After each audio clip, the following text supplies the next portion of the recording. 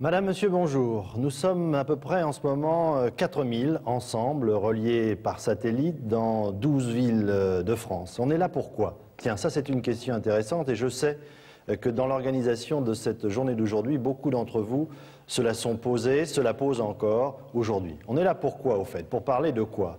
On est là pour parler d'un projet de service qui va être lancé aujourd'hui à l'intérieur de la DGAC, un projet de service qui va être discuté pendant 1 an. Et puis ensuite, ce projet, finalement, eh bien, il sera ce que vous aurez bien voulu en faire. Car dans une entreprise comme celle-ci, il ne faut jamais oublier que tout le monde est malgré tout, et malgré ce que l'on pense, partie prenante. Alors, nous allons lancer cette grande affaire aujourd'hui, cet après-midi. Nous avons 2 heures, pas 1 minute de plus, c'est la durée du satellite, pour en débattre, pour montrer quels sont les points de convergence, s'il y en a, les oppositions, les interrogations en tout cas, ça il n'en manque pas. Et tout cela, nous allons essayer de le faire ensemble, le faire sérieusement, sans forcément se prendre au sérieux, en se souvenant toujours de cette formule de Montaigne qui disait « La gravité est le bonheur des imbéciles et il ne manque pas de gens graves en France et ailleurs d'ailleurs ». À propos de ce lancement de projet de service, je voudrais tout de suite commencer par une interrogation auprès de vous, Monsieur Tenenbaum. Une question qui vient avant tout ça, et je sais que dans une des villes où nous sommes reçus aujourd'hui, je crois que c'est à Toulouse, il y a des tracts qui circulent. On s'est demandé combien ça coûtait une entreprise comme celle de cet après-midi. On a agité des chiffres, 7 millions de francs, etc. etc. Est-ce que vous pouvez nous donner, j'allais dire, comme un trésorier d'une association, le décompte exact des frais de cet après-midi? Oui. La facture. La facture. Permettez-moi tout d'abord peut-être de remercier tous ceux qui, ici à Paris et dans les 12 villes dont vous avez parlé, ont bien voulu répondre à l'appel que je leur avais adressé. Et je passe maintenant aux chiffres.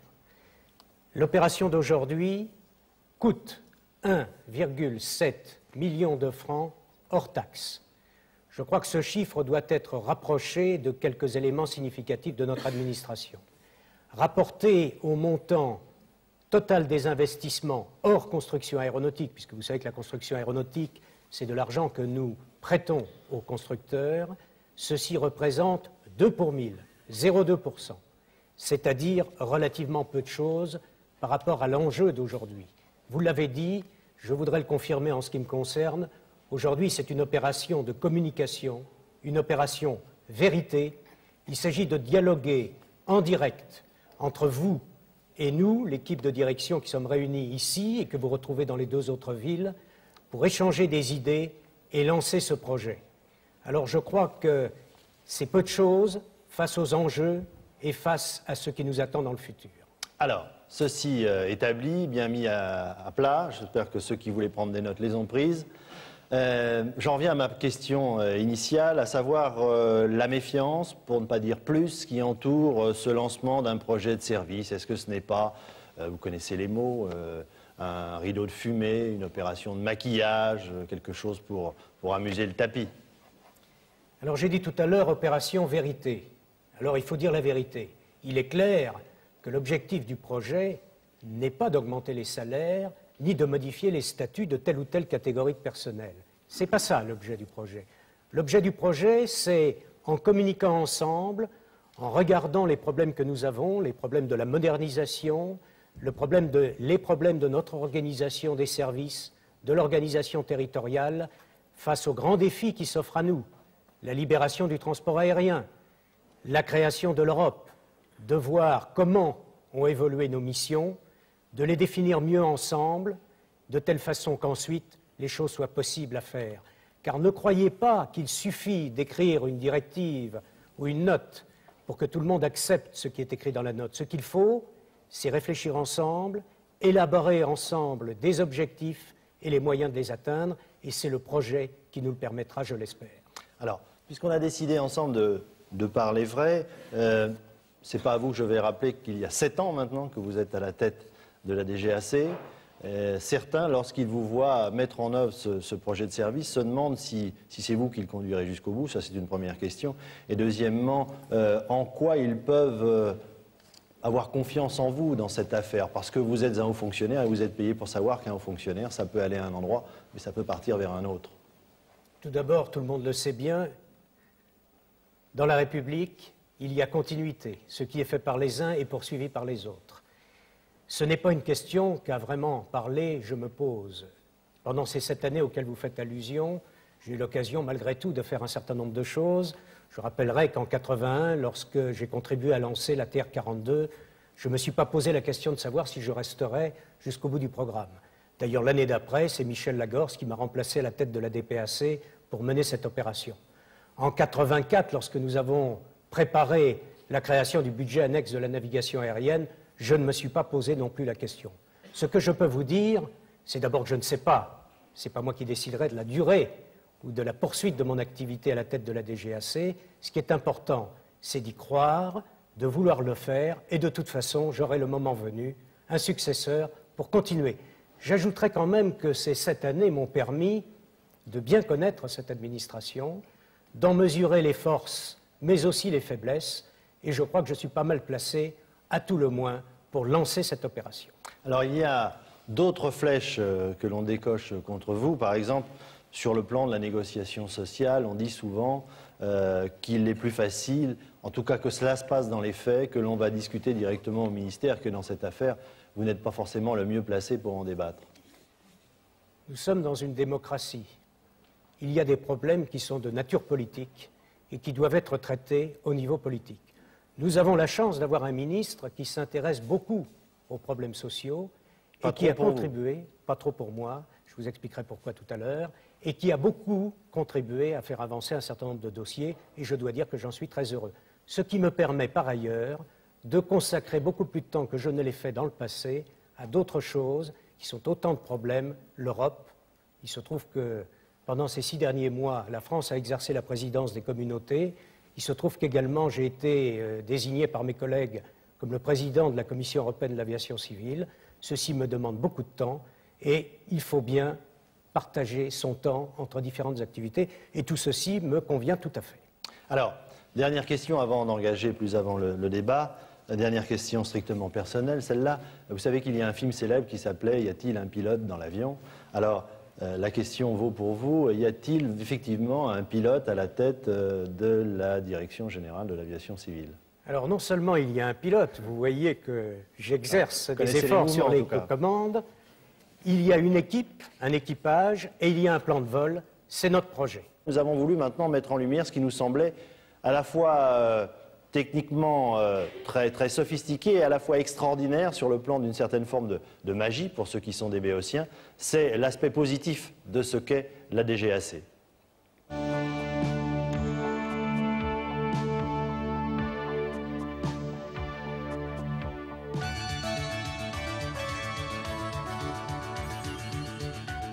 Qui aide les industriels à exporter et participe activement à l'équilibre de la balance commerciale française, les hommes de la DGAC.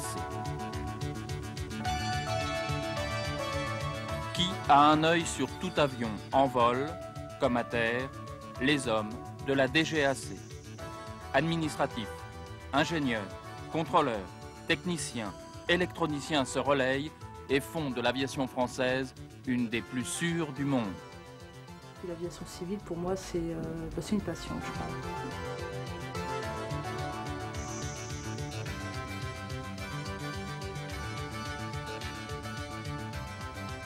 Qui assure, aux côtés de la police et du personnel des compagnies aériennes, l'entretien et la sécurité de tous les aéroports, les hommes de la DGAC. Qui maîtrise et développe les techniques de pointe, les hommes de la DGAC.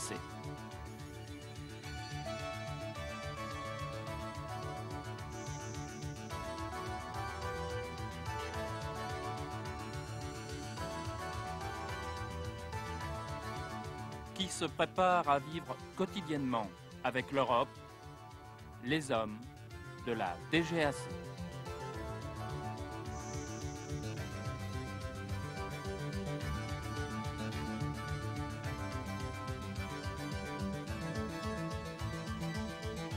Mais qui doit bouger comme les autres? Les hommes de la DGAC. Aujourd'hui, la DGAC ne saurait faire l'économie de s'interroger sur son avenir. Voilà, alors Monsieur Tenenbaum, vous avez pensé à la même chose que moi. On aurait pu aussi dire les femmes, c'est ça, non? Oui, je trouve que vraiment ce film Et machiste, hein? est non seulement machiste, mais il néglige complètement, alors qu'on en voit certaines dans le film, les femmes. Et je voudrais rappeler que dans notre administration, les femmes jouent un rôle important, non seulement par leur nombre, la qualité de leur travail, mais également parce qu'elles occupent des postes importants. Alors, on va maintenant donc entrer dans le vif du sujet avec ce débat sur le point de savoir ce qui va bientôt servir, j'allais dire, de mouture, d'encadrement, d'idées à ce projet de service. Et pour ça, on va rejoindre M. Jouffroy, qui est à Aix en compagnie de Gérard Joigny. Pourquoi est-ce que ça ressort aujourd'hui, comme ça, d'un seul coup, en ce joli 19 décembre? Presque 2 ans, en effet, vous avez raison. Parce que, si ma mémoire est bonne, c'est exactement, je crois, le 19 janvier, déjà un 19 du mois, le 19 janvier 1988, très exactement, qu'avec les syndicats, nous avons évoqué la possibilité de faire un projet DGAC. 19 janvier 1988, mais très rapidement après, la DGAC, particulièrement dans la navigation aérienne, a connu des mouvements sociaux, mais tout de suite après, heureusement, très exactement le 4 octobre 1988, le ministre a conclu un accord avec les personnels qui nous a permis de repartir sur des bases saines. Alors, à partir de là, on a fait un travail, mais un travail lent, difficile, parce que nous le voulions complet. Et puis, il faut dire qu'en février 1989, c'est-à-dire au début de cette année, le Premier ministre, par des instructions qu'il a données à toutes les administrations sur la modernisation du dialogue social, a conforté notre démarche et nous avons repris un deuxième souffle. Nous sommes, je dirais, un peu repartis en avant et nous voilà aujourd'hui, 19 décembre 1989, pour lancer devant les 4000 personnes, comme on l'a dit tout à l'heure, ce projet DGAC. Alors, pour aider au démarrage, et là, d'une façon tout à fait concrète de ce projet de service, nous avons avec nous Jacques Erard. Jacques Erard est un consultant du Ségos. Alors concrètement, le projet de service DGAC, ça va être quoi? C'est déjà l'expression d'une volonté commune. Et c'est pour ça qu'il sera élaboré de façon participative. Et c'est un message qui énonce les missions que la DGAC va se donner, donc on construit son avenir, les évolutions souhaitées, c'est-à-dire dans le sens où l'on veut aller, donner le cap, comme on le disait tout à l'heure, et de façon très concrète, les plans d'action pour dire on part d'une situation 1 pour aller vers une situation 2, et voilà comment on va le faire. Alors, pour cela, il y aura un certain nombre d'étapes. La première étape, c'est aujourd'hui, c'est-à-dire c'est le lancement de la démarche. Nous sommes là aujourd'hui ensemble, 19 décembre 1989. Ensuite, 3 grandes étapes. Premièrement, une étape qu'on appelle expression. Des groupes, dont on reparlera tout à l'heure, vont contribuer à élaborer ce projet. Cela durera environ 4 mois. Ensuite, une deuxième étape, c'est un deuxième mouvement qui sera un mouvement d'approfondissement. C'est-à-dire qu'entre la phase 2 d'expression et la phase d'approfondissement, il y aura une synthèse nationale. Cette synthèse sera communiquée aux groupes qui auront apporté leur contribution lors de la phase d'expression. Et les groupes vont se saisir du matériau et approfondir pendant 4 mois. Et ensuite, donc, la rédaction du projet, des plans d'action, 4 mois. Ce qui fait que, par rapport à aujourd'hui, ça va durer à peu près 1 an. Donc, rendez-vous à la fin de 1990. Alors, comment on va travailler? Quelles vont être les méthodes de travail? On va travailler sur 3 niveaux. Premier niveau, donc ce qu'on appelle le niveau local.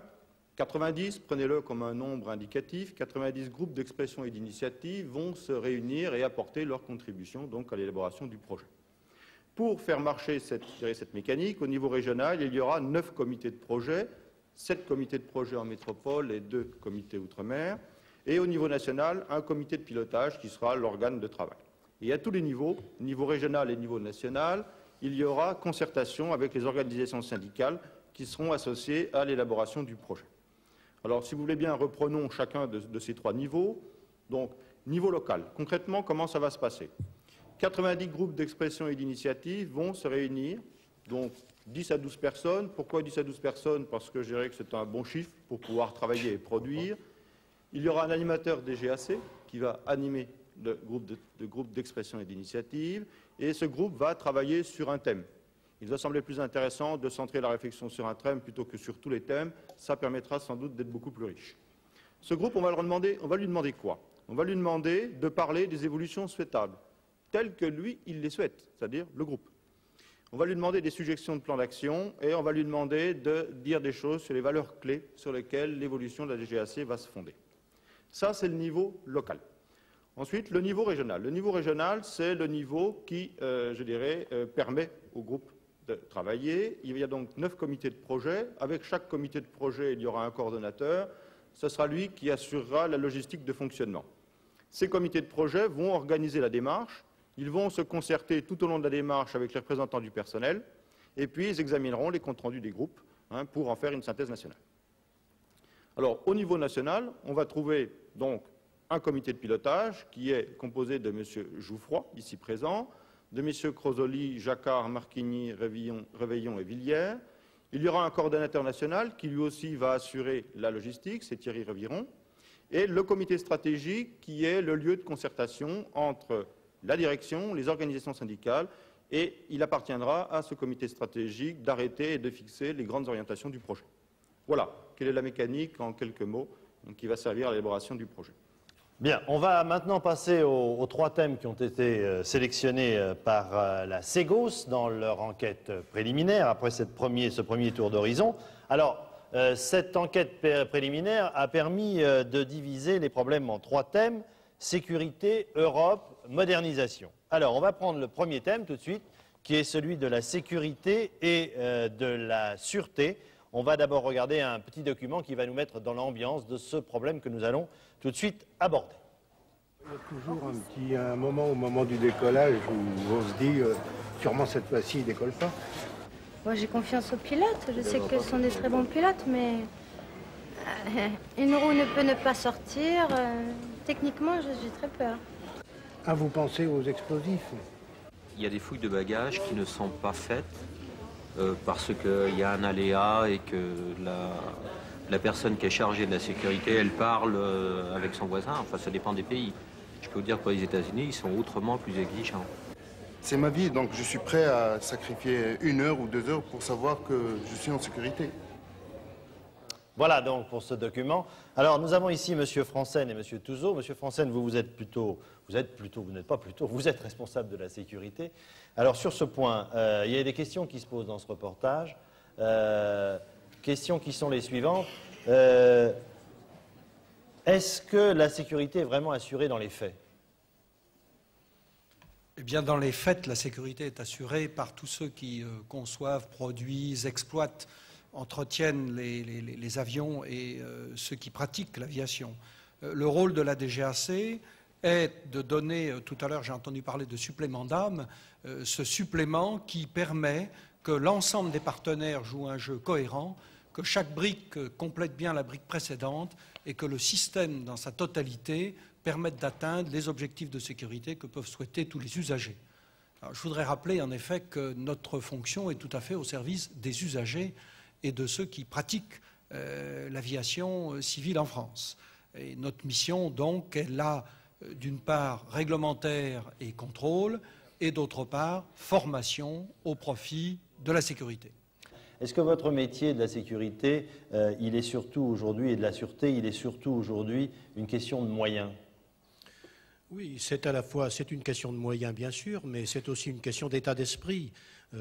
Les moyens, nous avons actuellement, on vient de vous le rappeler, des crédits pour pouvoir fournir les moyens. C'est un véritable état d'esprit sûreté qu'il faut acquérir au sein de la DGAC. Il faut d'abord faire passer la sûreté dans la gestion des aéroports, et cet état d'esprit, il faut l'acquérir. Il faut que les gens portent leur badge, par exemple, de façon à ce qu'on puisse les reconnaître à l'intérieur et il faut également que les autres intervenants sur les terrains jouent véritablement le jeu de la sûreté. Il faut que les bagages soient véritablement vérifiés. Enfin, c'est tout un état d'esprit, quoi. Mais les moyens, aujourd'hui, nous les avons. Et puis, nous avons également des moyens, et c'est notre rôle, de préparer les appareils qui, dans quelques années, équiperont les grands aéroports pour pouvoir assurer une meilleure sûreté. Bien, on va prendre Bordeaux, je crois qu'il veut intervenir. Oui, Bordeaux, on a une remarque de M. Duquerrois, qui est représentant des TAC, les techniciens de l'aviation civile. Et si vous voulez, peut-être ensuite quelques mots avec M. Lambert, le directeur de la navigation aérienne. M. Duquerrois. Oui, tout à l'heure, je n'ai pas pu m'exprimer, donc, mais je ne reviendrai pas sur ce sujet-là. Lorsqu'on aborde le thème de la sécurité, les médias, le grand public et même notre administration, ce qui est beaucoup plus grave, ont tendance à focaliser leur attention sur le contrôle et les OCA en particulier.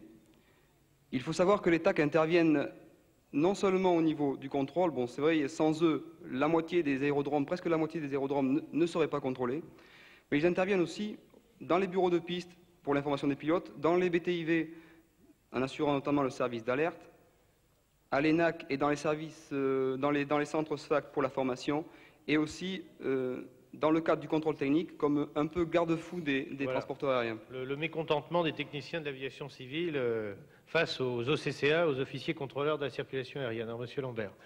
Non, je ne crois pas que ce soit seulement le mécontentement, c'est la revendication, l'indication que les TAC participent très activement, conjointement avec d'autres fonctionnaires, à la sécurité. Moi, ce qui m'a surpris dans le clip que nous avons vu sur la sécurité, c'est que personne n'a parlé de navigation aérienne parmi les passagers, parmi les voyageurs. Ils prennent la sécurité navigation aérienne pour acquise. Nous qui armons ensemble la sécurité navigation aérienne, nous savons bien sûr qu'elle a atteint un bon niveau et nous espérons maintenir, renforcer ce niveau. Alors, monsieur... Ça sera de plus en plus difficile de le maintenir avec un trafic qui augmente. Les risques augmentent avec le trafic. Justement, Monsieur Lambert, vous nous avez servi, là, j'allais dire, de tremplin. Absolument. On va en parler. Après avoir parlé des problèmes de la sécurité au sol, on va parler des problèmes de la sécurité, d'une autre forme de sécurité qui est celui du trafic aérien dans les airs. Et ça, on va l'illustrer tout de suite avec un document et ensuite nous en parlerons. Bonjour. Sierra Fox, bonjour. Montez vers le niveau 130, pas de restriction de vitesse.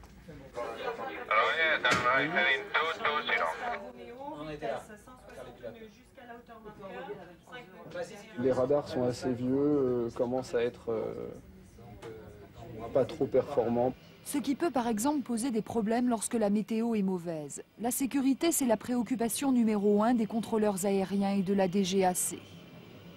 Nous, on est garant de la sécurité en quelque sorte, puisqu'on est vraiment le maillon sensible de la chaîne de la sécurité. Donc on peut toujours demander plus. Reims est le dernier centre de contrôle aérien en France ayant été construit. Devrait être le plus moderne, mais les techniques vont très vite et le vieillissement va très rapidement. Je pense qu'on pourrait avoir des équipements de bord emmenés, une interaction et un dialogue intercomputer entre l'avion et le système sont des exemples concrets, mais c'est ce qu'on peut imaginer. Je pense qu'il faut de toute façon jamais se reposer sur ce qui est acquis. Je pense qu'on peut améliorer, il y a d'énormes gains à faire au niveau sécurité. Par exemple Par exemple, au niveau dépassement de capacité sur les secteurs de travail, je pense que c'est actuellement le plus gros risque. Le trafic augmentera dans les prochaines années. Comment la sécurité sera-t-elle assurée dans ces nouvelles conditions? Voilà, alors la question, on va la poser directement puisqu'elle était à la fin du sujet. Monsieur Delay, vous êtes le chef du Centre de navigation aérienne Nord d'Atis-Mons. Alors il y avait une question à la fin de ce sujet, ce qui était comment dans quelques années, et puis visiblement d'après les témoignages, déjà on pouvait assurer cette véritable sécurité de la navigation aérienne. La sécurité de la navigation aérienne. Avancez-vous un petit peu vers votre micro. La sécurité de la navigation aérienne, ou du moins son aspect contrôle de la circulation aérienne, passe par plusieurs composantes. Une des composantes, c'est un nombre de contrôleurs qualifiés suffisant dans les centres. Problème qui est bien connu de tous les personnels. Des années difficiles sont devant nous, mais je crois que les personnels voient maintenant ou peuvent voir vers où nous nous dirigeons. Les contrôleurs sont en formation et on sait que ces années difficiles, on peut en voir et en deviner la fin. Un autre volet est celui du matériel. Sur ce plan, la DGAC n'a pas à rougir, loin de là, de l'équipement de ces centres. Ceux d'entre nous qui ont eu l'occasion de visiter les centres étrangers ont pu apprécier la différence. Et dès à présent, de nombreux contrôleurs sont impliqués dans la préparation des outils nouveaux du contrôleur pour les années 95 et au-delà. Enfin, je pense qu'un dernier volet tient aux outils, je dirais, intellectuels qui sont donnés aux contrôleurs. Un des contrôleurs qui était interviewé dans votre séquence faisait allusion au débordement de secteur, qui est une notion un petit peu technique, mais ceci passe par la maîtrise des flux de trafic. Et de ce point de vue aussi, la DGAC a l'originalité de développer elle-même les outils intellectuels qui sont des programmes informatiques de plus en plus complexes, qui permettent de prévoir les flux de trafic, de les réguler, d'agir sur ces flux de manière à éviter, dans la mesure du possible, les débordements auxquels faisait allusion ce contrôleur. Bien, merci pour cette première partie de réponse. Vous allez sans doute avoir à répondre à d'autres questions. On va demander à SVP s'il y a des questions. Jacques? Oui, Daniel, beaucoup de questions. Elles tournent toutes à peu près autour de ces différents thèmes. Veut-on vraiment rénover la DGAC? Peut-on vraiment lever les inquiétudes du personnel sur l'avenir? Veut-on vraiment réunifier tous les corps existants qui travaillent actuellement au sein de cette administration? Et dans ce sens, une question toute particulière pour les bases. Considérez-vous que les personnels de service des bases aériennes font vraiment partie de la DGAC? Et deuxième question, est-ce que le projet de service va prendre en compte les problèmes de sous-effectifs, en particulier au niveau du personnel au sol? Et on pose aussi la question en ce qui concerne les pilotes. Ah bah alors, Monsieur Tenenbaum, là, il y en a un bouquet garni. Alors, je réponds tout de suite et simplement. Les personnels des bases font partie de la DGAC et sont évidemment partie prenante dans l'élaboration de ce projet, c'est tout à fait clair. Deuxièmement, sous-effectif. Alors, je crois qu'il faudrait regarder plus finement là où se posent vraiment des problèmes. Il y a des secteurs où se posent les problèmes d'effectifs.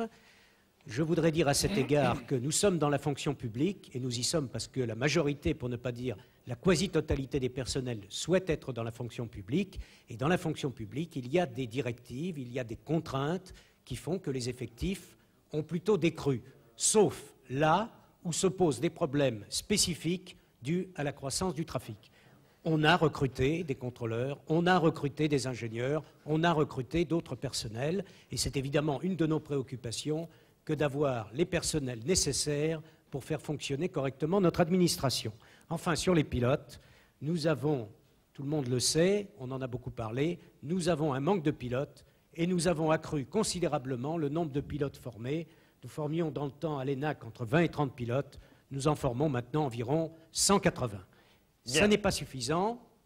Des écoles forment également des pilotes de façon à ce que le transport aérien français ne soit pas handicapé par un manque de pilotes. Alors avant d'aller plus loin dans ce débat et de le poursuivre, je voudrais donner la parole à un monsieur qui est venu me voir. On va peut-être revenir 2 secondes en arrière, mais il est venu me voir pendant un reportage. Allez-y, c'est ouvert, c'est ouvert. Il est ouvert. Bon. C'est nous les techniciens là. On vient de voir des clips sur la DGAC. Tout ce que j'ai vu, c'est navigation aérienne. J'ai vu un petit peu de sûreté sur le terrain, mais je n'ai pas vu fonctionner le service des bases, je n'ai pas vu fonctionner le service de certification des aéronefs, je n'ai pas vu fonctionner le SFACT, je n'ai pas vu fonctionner aucun des autres composantes. Alors je croyais apprendre quelque chose, moi je suis navigation aérienne, et je n'ai rien appris. Je n'ai vu que mes collègues. C'est quoi la question, en dehors de votre plaidoyer? Je croyais être informé, je ne le suis pas. Ah bon, D'autre part, j'ai une question directe pour monsieur le directeur général. Est-ce que c'est vraiment votre projet?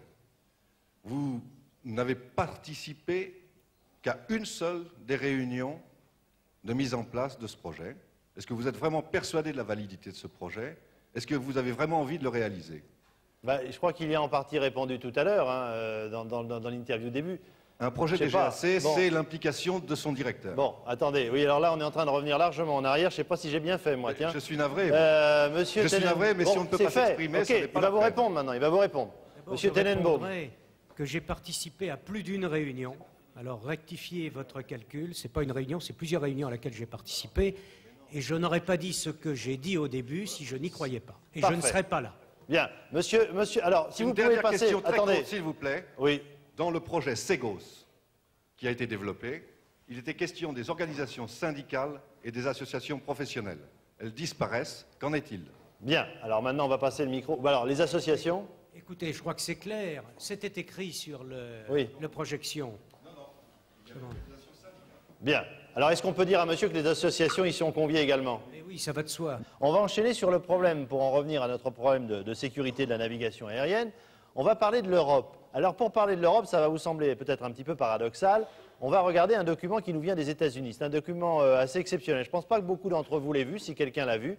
Il s'agit d'un document tourné par l'agence Sigma, agence de télévision, sur le tableau de bord de la navigation aérienne aux États-Unis. Vous allez voir, on y voit pratiquement tout le continent nord-américain. C'est assez impressionnant et c'est peut-être quelque chose qui risque de se préparer pour l'Europe. On en parlera ensuite, mais on regarde d'abord.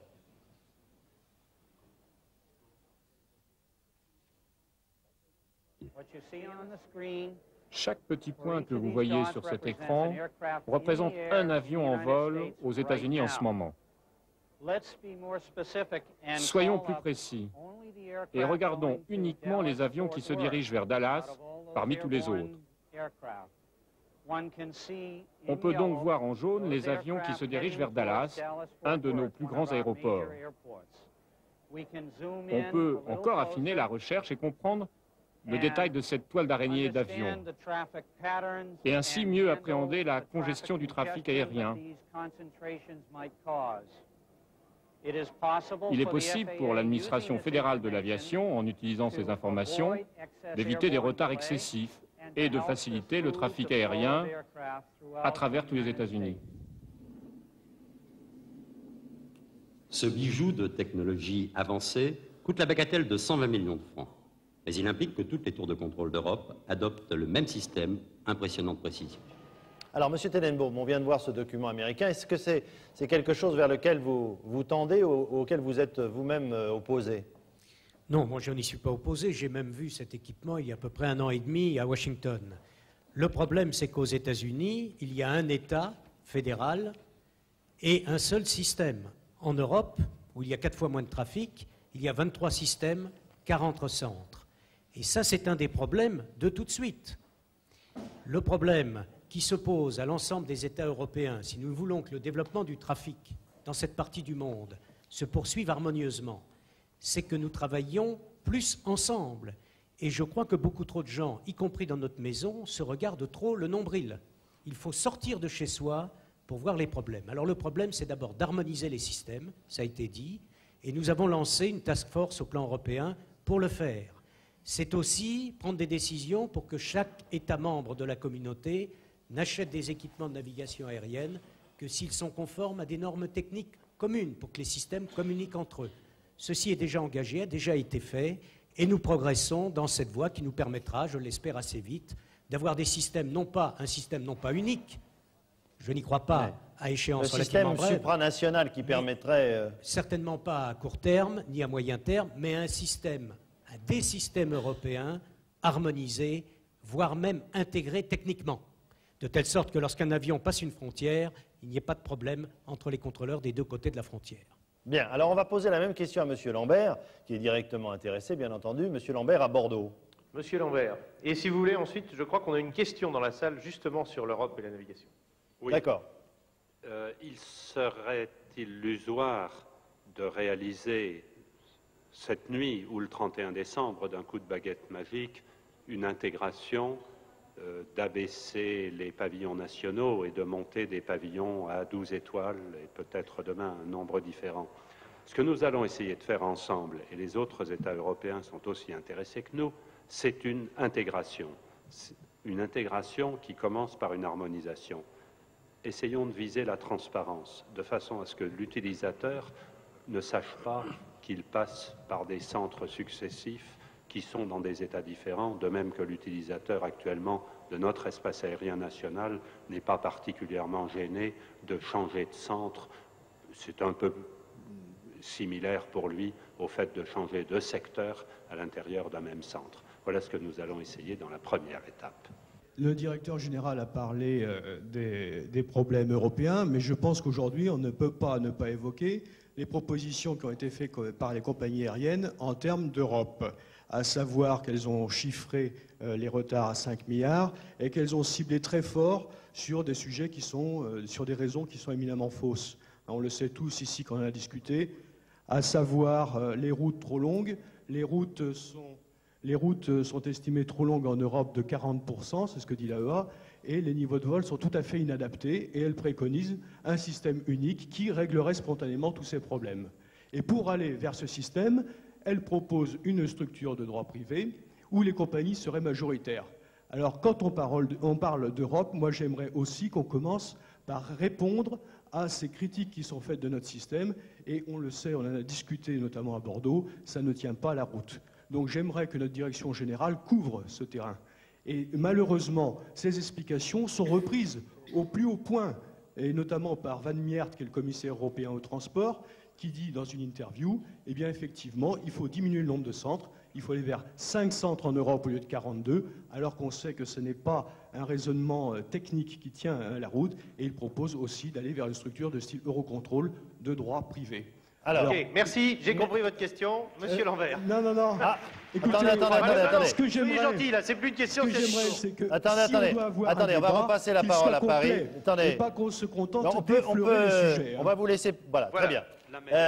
Monsieur Lambert voulait répondre, et puis ensuite Monsieur Tenenbaum. Voilà. Monsieur Lambert, oui. Je crois que la meilleure réponse, c'est de répondre par une alternative, et c'est ce que nous sommes en train de faire ensemble. À quoi bon couper les cheveux en quatre à des idées qui, vous l'avez dit il y a un instant, ne tiennent pas la route? Mieux vaut faire quelque chose qui tient la route. C'est ce que nous sommes en train de faire dans les cadres européens existants.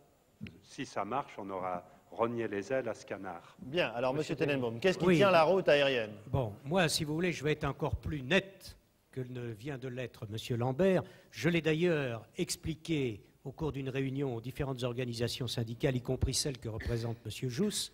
Le rapport de l'AEA, l'Association des compagnies européennes, est un rapport nul. Vous savez ce que ça veut dire, nul? Il ne vaut pas un clou. Il ne vaut pas un clou. Tout est faux. Et les propositions qu'il fait sont reconnues par les compagnies aériennes elles-mêmes comme étant nulles. Il se trouve que c'est un consultant américain qui a fait ce travail en prenant l'Europe pour les États-Unis. Alors on ne peut pas faire pire, et par conséquent, ce rapport est déjà évacué. Et ce que vient de dire M. Lambert est la vraie solution, c'est-à-dire que nous avons décidé, à un niveau européen, d'étudier sérieusement les problèmes et d'avancer progressivement dans la voie de l'harmonisation technique. Alors, Gérard Joigny, en compagnie d'un contrôleur aérien, parce que je crois qu'on n'a pas de représentation syndicale de ce côté-là, mais en revanche, on a un contrôleur aérien qui voudrait s'exprimer, là. Gérard? Absolument, parce que toutes ces affaires d'Europe passionnent évidemment la salle. Alors posez votre question, vous le contrôleur qui est monté à la tribune courageusement. Courageusement, oui. Je voudrais parler en termes de projet, puisque nous parlons du projet des GAC. Nous aimerions savoir ce que va devenir le contrôle. Est-ce que le contrôle restera surtout au sein de la DGAC, étant donné tous en ce moment ce qui se passe en Europe et tous les projets qui courent de partout? La question est très simple. Est-ce que le contrôle restera au sein de la DGAC?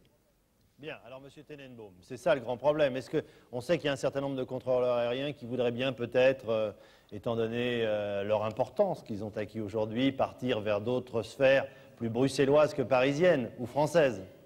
Bon, je réponds simplement aux questions posées. Premièrement, un contrôleur qui souhaite aller travailler dans une organisation internationale, il y en a une, c'est Eurocontrol, peut toujours présenter sa candidature et il a sans doute des chances d'être retenu. Donc il n'y a pas d'obstacle pour un contrôleur qui le souhaiterait à aller travailler à Eurocontrol. Deuxièmement, le contrôle va-t-il rester dans la DGAC? Et va-t-il rester en France, d'abord? Bien sûr, il va rester encore pendant longtemps en France. Et je ne vois pas de raison particulière qu'il sorte de la DGAC. Je n'en vois pas. Je suis au contraire personnellement partisan de ce système dont j'ai parlé tout à l'heure, c'est-à-dire une structure dans laquelle toutes les composantes de l'aviation civile, les aérodromes, le contrôle technique, la construction des avions, les compagnies aériennes et le contrôle sont convenablement coordonnées. J'y reviendrai tout à l'heure dans les conclusions qui s'imposeront à la fin de notre discussion, mais je peux donc tout à fait conforter notre ami contrôleur en lui disant que je ne vois pas de raison particulière qu'à moyen terme, il y ait des changements fondamentaux. Bien, alors Madame Dallot, vous êtes responsable de tous ces problèmes-là. Chacun dans son coin émet un certain nombre d'hypothèses. Moi, ce que j'aimerais connaître, ce sont les hypothèses sur lesquelles vous travaillez, vous. Oui, vous parlez d'hypothèses et je crois que vous avez raison. Tous les personnels de l'aviation civile, je pense, se posent la question de leur devenir face à l'Europe. Et non pas simplement, comme on l'a beaucoup entendu pendant ce clip, les personnels de la navigation aérienne. Il y a des hypothèses moins vraisemblables que les autres. Et j'en citerai notamment une, à laquelle je ne crois pas du tout personnellement, qui est la disparition de nos administrations, la disparition de notre aviation civile et le transfert de tous les personnels de la DGAC à Bruxelles, Strasbourg ou Luxembourg. Cette hypothèse-là, je crois que c'est l'hypothèse maximaliste qui ne peut pas être retenue dans un délai, je dirais, raisonnable. Il y a une autre hypothèse qui est certainement plus vraisemblable et que d'autres ministères vivent depuis plusieurs années, comme le ministère de l'Agriculture. Les personnels ont toujours leur fonction dans une administration nationale. Simplement, les instructions qu'ils appliquent, les directives qui leur sont données, ce ne sont pas des directives qui viennent simplement du ministre français de l'Agriculture ou du gouvernement français, ce sont des directives et des instructions qui sont décidées à Bruxelles. Elles sont donc décidées par la France, dans la communauté des 12, mais elles sont décidées par les 12 et par les 12 États. Et je crois que c'est dans ce cadre-là que notre aviation civile fonctionnera dans les années qui vont venir, dans un système qui, comme l'a dit M. Tenenbaum, comme l'a dit aussi M. Lambert, est un système qui s'harmonisera de plus en plus et qui ira vers un système d'intégration, mais l'intégration n'est pas la disparition de la DGAC. Je crois Bordeaux veut intervenir. Oui, absolument. Nous avons quelques questions dans la salle et je vous propose d'en prendre tout de suite une. Est-ce que les responsables, les directeurs, nos technocrates, parce qu'on en a quelques-uns quand même, sont-ils capables, ont-ils véritablement envie de nous conduire vers cette possibilité d'ouvrir les gens? Une question à Aix peut-être. Aix? Absolument, parce que Aix a envie de poser ces questions. Nous sommes dans la salle. Monsieur, vous donnez votre nom selon la procédure habituelle. Oui, Monsieur Calvé, contrôleur à Aix. Je voudrais que le directeur général lève l'ambiguïté sur son discours, parce que lorsqu'il parle du transport aérien, il fait appel à la Grande Europe pour contrer la Grande Allemagne. Et par contre, lorsqu'il parle de la navigation aérienne, il reste très frileux. Il a même déjà des a priori vraiment qui ne laissent pas espérer grand-chose au niveau de l'Europe. Alors, Monsieur Tenenbaum, d'un côté aventureux, de l'autre côté frileux. Bon, tout d'abord, je dois dire que je ne comprends pas du tout la dernière question qui vient d'Aix. Je n'ai jamais dit que, s'agissant de l'Allemagne, on se battait ou on ne se battait pas avec les Allemands. Au contraire, en matière d'aviation civile, nous avons la meilleure coopération possible dans le domaine du transport aérien comme dans les autres domaines, de façon générale, avec nos collègues allemands. Donc je ne comprends pas vraiment la question posée. Je reviens à celle de Bordeaux. Monsieur Bernard. Monsieur Bernard, si vous sortiez un peu de France, si vous alliez discuter avec d'autres Européens ou avec les Américains, vous verriez combien les hommes de notre administration sont reconnus comme des experts de très grande catégorie. Et encore une fois, cessez de vous regarder votre nombril, regardez à l'extérieur et vous verrez combien vous êtes à certains égards et notre administration est admirée. Bien. Bravo pour ce plaidoyer. Monsieur Tenenbaum, je voudrais qu'on aborde maintenant le troisième et dernier thème que nous voulions aborder après la sécurité, après l'Europe. Le troisième thème, va falloir faire assez vite, mais je voudrais qu'on aille au bout quand même. Hein. C'est la modernisation. On va regarder un document qui va faire sourire, réfléchir en tout cas, je l'espère, et puis débattre ensuite. On a eu l'effritement des murs qui se sont faits petit à petit et nous pensons que c'est provoqué par l'humidité extérieure. Il y a un robinet à l'extérieur qui est très souvent ouvert et on pense que ça vient de là. Ça fait combien de temps que ça dure? Moi je suis là depuis 76, c'est comme ça depuis 76. 750 employés de la DGAC travaillent actuellement dans ces locaux de la Convention qui date de 1947. Nous sommes ici dans l'atelier du service intérieur qui assure la maintenance des locaux du site de la Convention. Principal problème du menuisier, l'espace. Il n'a pas toujours assez de recul pour raboter ou ranger ses planches. On les autres, tiens. Ouais. Ah, ça y est. Les locaux de la Convention, ils sont vétustes, ils sont en bois, ils sont creux. Les planchers, ils creusent, ça remonte sur les côtés. Quand les armoires, on les met contre les murs, on est obligé de les caler facilement de 1 cm à 2 cm. Quand on rentre ici, d'abord, il y a des gens, ils se demandent si c'est pas un hôpital, déjà, quand ils arrivent.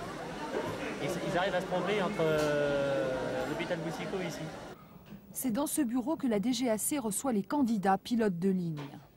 Nos réflexions, c'est j'ai cherché le siège de l'aviation civile, j'avais rendez-vous avec vous, j'ai fait 3 fois le tour, je ne pensais pas du tout que c'était l'aviation civile se situer là. C'était surtout ça, ils sont un peu déçus, ils sont en règle générale, ils ont des doutes en fin de compte, ils se demandent vraiment s'ils sont au sein de l'aviation civile, au sein d'un ministère en fin de compte. Mais la DGAC projette la construction de nouveaux locaux. Il y a toujours eu des projets de fait pour construire un autre immeuble. Et à défaut d'argent, bon, les sous-sols ont été faits, il y a les parkings souterrains qui ont été construits. Et ça s'est arrêté là, manque de crédit. C'est un projet donc, qui existe depuis un nombre d'années. Vous y croyez? J'y crois sans vraiment y croire. J'espère. Je crois que je suis comme ça, Thomas. Vous savez, non. Parce que je suis peut-être en fin de carrière, disons, alors je ne demande plus grand-chose. Je suis à la 30e année d'administration, donc bien sûr, c'est un rêve, mais enfin... Mais le rêve devenu réalité, c'est Reims depuis 1984.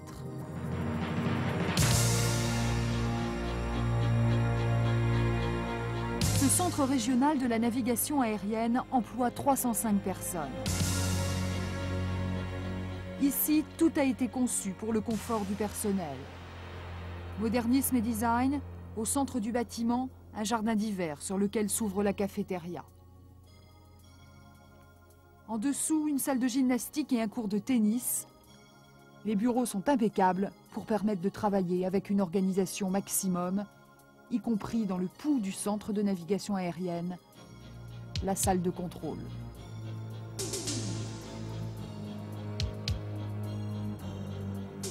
Bien. Alors, Monsieur Tenenbaum, on a beaucoup ri ici dans cette salle, mais en même temps, c'est un peu nerveux comme rire, hein. Est-ce que vous ne vous sentez pas un petit peu, j'allais dire, gêné aux entournures dans cette affaire, quand même? Bien sûr que j'assume la responsabilité de ce qui s'est passé dans ce domaine pendant ces années. Mais j'espère bien que nous engagerons l'opération de rénovation. C'est vrai aussi qu'on obtient plus facilement des crédits quand il s'agit de faire une opération technique. C'est un des problèmes posés, il est clairement posé d'ailleurs. Quand il s'agit de faire un centre régional à Reims, après des années de bataille contre les personnels, il faut que vous sachiez que là on vous présente le côté brillant des choses. Mais nous sommes retrouvés à la fin de l'année 82 avec une opposition totale des personnels pour aller à Reims dans ce magnifique site. Et les gens préféraient sans doute rester dans des endroits vermoulus que d'aller quelquefois dans des endroits qui étaient merveilleux. Bien, on va donner la parole à Monsieur Montanard sur ce sujet. Je vous remercie, parce que quand même, il faut quand même rappeler que quand on a voulu déconcentrer Athis-Mons, le référendum qui avait été fait parmi les contrôleurs à Athis-Mons avait donné, je ne sais plus si c'est Orléans ou Tours, à 95 ou 98%, et qu'à l'unanimité, l'administration l'a mis à Reims. Alors à Reims, c'est peut-être bien joli le champagne, c'est fort bon à boire à Noël, mais franchement, je ne sais pas si vous y êtes déjà allé, ça n'a rien de jouissif. Ça, c'est le premier point. Et vous auriez bien moins de problèmes de décentralisation si vous choisissiez des endroits un peu plus agréables à vivre. Et si vous teniez compte de la vie des personnels. Alors, on va regarder maintenant un autre document sur un autre thème que nous allons aborder rapidement avant de nous quitter. C'est celui sur les statuts. Les statuts de votre entreprise. On regarde ce document et on en parle tout de suite après. Reims, les électroniciens de la sécurité aérienne gèrent les ordinateurs de la salle de contrôle. Ce logiciel nous permet de gérer la salle technique en temps réel. Il a été développé localement par les ESA. Celui-ci, par contre, permet de gérer le COTRA. Il a été développé par un industriel privé. Celui-ci, je le trouve beaucoup plus convivial. Malheureusement, les services centraux nous délèguent rarement, nous font rarement confiance pour développer ce type de projet, et je pense que c'est regrettable parce que les ESA ont un niveau de recrutement au minimum BTS électronique, et nous avons une tâche de maintenance opérationnelle à tenir, mais également nous voulons bien faire des projets et nous aurions eu la compétence pour refaire ce type de projet que vous voyez là. L'atelier du service intérieur de la Convention. Depuis 6 mois, Jean-Marc est le seul menuisier pour l'ensemble du site. Non, moi je suis tout seul depuis que mon collègue est parti à la retraite depuis cet été. C'est un peu dur, il y a des gens qui sont pressés, qui sont toujours pressés de toute façon pour avoir un travail. Alors on essaie de faire comme on veut, comme on peut. C'est pas toujours évident de contenter tout le monde. Il y a beaucoup travaux qui sont réalisés par les entreprises extérieures. Et ça vous ennuie? Bah, disons que nous, après, on est plus tellement bien cotés vis-à-vis des autres personnes qu'ils nous traitent un petit peu en bâtard, comme quoi le service intérieur ne fait plus rien, quoi. Alors, ça fait pas toujours plaisir. Puis pour les avancements, c'est la même chose. C'est-à-dire? Eh ben, c'est-à-dire que si les gens ils s'imaginent qu'on fait rien, les chefs, ils s'imaginent la même chose et puis les avancements, ils me le passent au nez. Avancement, primes et salaires, la modernisation du statut préoccupe le personnel. Je suis adjoint administratif, je fais partie de l'aviation civile. Mon traitement mensuel est de 6 789 francs et mes primes de 1 202 francs mensuels. Je suis secrétaire administratif des services extérieurs et je travaille pour le ministère de l'Équipement. Je gagne 7 056 francs par mois et je touche 679 francs de primes. Bon, entre aviation civile et équipement, déjà la différence est assez conséquente, mais elle est encore plus entre les techniciens et les administratifs. Reims, le centre de contrôle. Actuellement, prime comprise, je gagne 17 500 francs. On s'est bagarré pendant de nombreuses années. On est arrivé à un protocole il y a 1 an qui nous satisfait dans l'ensemble. Reims, l'atelier des ouvriers. On pense qu'on est un peu les oubliés, quoi. Les ouvriers d'État, le service administratif dans l'ensemble. On ne peut pas dire qu'on soit... On n'a pas l'impression d'être... comment dirais-je... d'être le centre... On ne pense pas suffisamment à nous, quoi. Disons, bon, à part le contrôle, le reste, disons, dans l'ensemble, on a l'impression d'être la 5e roue d'un chariot, quoi. Je voudrais faire une intervention au sujet des revendications essentielles des personnels administratifs qui tournent autour de 3 pôles. Le premier, les effectifs, le second, formation carrière et le troisième, concernant les primes et les rémunérations. Sur le premier point, on nous répond gel des emplois. Sur le second point, la formation qui est faite au niveau de SPG est satisfaisante. En ce qui concerne les carrières, c'est de la fonction publique. Quand quelques réformes sont envisagées, elles sont stoppées avant même qu'elles puissent être sérieusement étudiées, telle par exemple la réforme de la catégorie C, dont les ébauches d'une étude ont été lancées au mois de juin. Ça devait se continuer en septembre, on n'en a pas entendu parler depuis. Quant en ce qui concerne les primes et les rémunérations, elles ne suivent pas l'évolution des carrières effectuées par les personnels administratifs. Il y a une évolution au niveau de la bureautique, de l'informatique. Il n'y a jamais aucune réponse aux efforts qui sont faits par les personnels administratifs en dehors de l'aumône qui a été octroyée au printemps dernier. Je ne me sens pas du tout impliqué dans ce projet DGAC qui est navigation aérienne. On va voir aux États-Unis, on va voir en Europe. Et puis finalement, j'ai vu une dernière séquence, je me suis dit enfin on en parle, on va regarder chez nous. C'est sûr, il ne faut pas faire de nombrilisme, mais il faut aussi nettoyer chez soi avant d'aller regarder ailleurs. Ce n'est pas la fuite en avant. Actuellement, les I2EAC, les ingénieurs ont des problèmes de déroulement de carrière. Vous avez imposé, par des changements de statut, vous avez imposé d'autres corps qui n'étaient pas acceptés par le personnel. Vous voulez maintenant lancer le projet DGAC avec ces nouveaux statuts, ces nouveaux corps. Je crois que le déroulement de carrière, pas en termes financiers, en termes de motivation, de responsabilité, c'est un problème important et on voudrait en parler avant de discuter de l'Europe. Il faudrait que ce projet DGAC soit l'occasion pour l'ensemble des personnels de traiter des problèmes d'autre chose que les contrôleurs et d'autre chose que éventuellement les électroniciens. Bien, Monsieur Béliard. Oui, moi je voulais exactement dire la même chose et que on va partir sur un projet DGAC avec une base qui est tronquée à l'avance puisqu'on vient juste de modifier certaines choses pour certains corps et qu'on va partir sur une base qui est complètement faussée par rapport à ce qu'elle aurait dû être et qu'il aurait fallu ne pas oublier notamment les techniciens de l'aviation civile lorsqu'on a négocié un protocole d'accord avant de commencer à aller faire un projet DGAC dans son ensemble. Je dirais que le projet DGAC, c'est l'affaire de tous. Il va être défini avec tout le monde. Il n'y a pas aujourd'hui un projet du directeur général qui sera imposé à tout le monde. Il n'y a pas aujourd'hui un projet de la direction qui sera imposé à tout le monde, mais pendant 1 an, 2000 personnes, j'espère en tout cas, c'est ce que nous avons prévu, 1500 à 2000 personnes, c'est-à-dire 10 à 15% de l'effectif de la DGAC, travailleront sur les orientations, sur les actions à venir, sur ce que nous pourrons faire d'ici 5 ou 10 ans, et c'est ensemble que nous allons définir ce projet, et c'est ensemble que nous essaierons d'avoir cette vision cohérente de notre futur. Tout ce que vous me dites, moi j'y crois tout à fait, mais je dirais que c'est le moyen terme. Le court terme, c'est de répondre aux aspirations des gens. Ensuite, lorsque vous aurez répondu à ces aspirations, vous pourrez effectivement, nous pourrons tous ensemble se lancer dans ce projet. Et je pense que là, tout le monde se battra pour que le projet aboutisse. Mais il y a un préalable à régler. Or, j'ai l'impression que là, vous voulez passer directement à la suite sans régler le préalable. Et ça, je ne peux que vous dire que ça ne pourra pas marcher. Alors, je crois qu'il faut inviter tous les personnels à discuter ces questions, même si nous ne traitons pas forcément tous les problèmes. Parallèlement à cette trajectoire du projet, il y aura toutes les discussions avec les organisations syndicales, les problèmes de statut, les problèmes de salaire, qui seront traités par ailleurs. Bon, je ne voudrais pas vous couper la parole, Monsieur Tenenbaum, mais je le fais quand même. Ce que je voulais vous dire, c'est que j'ai eu l'impression d'être...